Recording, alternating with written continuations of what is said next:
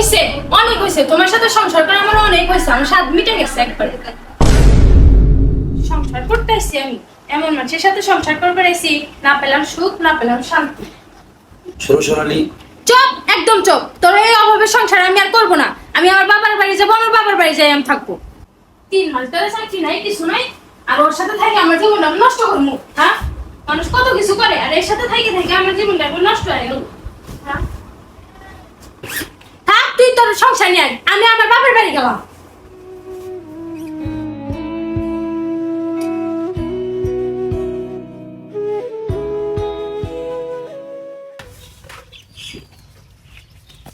Hello বাবা, আমি আর ওর সংসার করতে চাই না। 3 মাস ধরে আর কোনো চাকরি নাই, কিছু নাই। আমি কি নিয়ে এখানে থাকবো? কিসের জন্য এখানে থাকবো? আমি তোমার কাছে চলে আসতেছি। আমি আর এখানে থাকবো না। শোন মা, মানুষের জীবনে কখন খারাপ সময় আসবে, কখন ভালো সময় আসবে সেটা কেউ জানে না। আর আজ তোর স্বামীর চাকরি নেই, ঠিক আছে, হে তো ট্রাই করতেছে, হে তো ঠিকই চাকরি নিব। শোন মা, তোকে একটা কথা বলি, তুই তখন খুব ছোট ছিলি, আমার এইরকম দিন ছিল। কই তোর মাও তো আমাকে ছেড়ে যায়নি। প্রত্যেকটা পুরুষের সফলতার পিছনে একটা নারীর হাত থাকে। যেমন আমার পাশে তোর মা ছিল, ঠিক তেমনই তুই তোর স্বামীর পাশে দাঁড়াবি। তাই বলি কি মা, তুই তোর স্বামীর জীবনে ফেরত যা।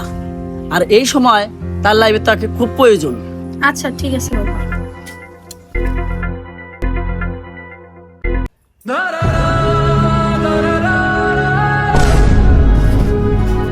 এ কি করছো তুমি? এ কি করছো? না না, পাগল হয়েছো তুমি। হ্যাঁ আমি পাগলই হয়েছি। যাদের অর্থ নেই তারা এমনিতে পাগল হয়, আর যে জীবনে অর্থ নেই, তুমি নেই, সে জীবনটা আমি কি করবো?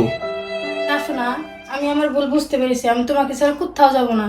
তোমার ভালো সময় আমি তোমার পাশে ছিলাম, তোমার খারাপ সময় আমি তোমার পাশে থাকবো। আমি কোথাও যাবো না।